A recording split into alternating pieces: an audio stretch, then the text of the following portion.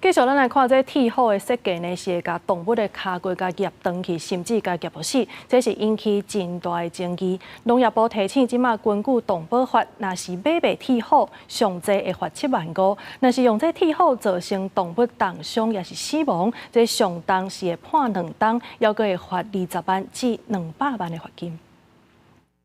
你看顶头阁有迄个压到迄个小动物的迄个断肢啦，吼。农业部小解规桌顶满满的铁虎，详细看铁虎顶面阁有动物的毛、骨头，这个物件对野生动物来讲真残忍。农业部提醒使用铁虎，唔来伤害到动物，有当时啊，卖无细力去掠到人。不管是对家里的宠物，或是对野生动物，或甚至对于误触受夹的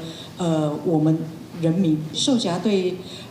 误触去踩到的时候所造成的伤害是不可回复、无差别的，那个力道之大。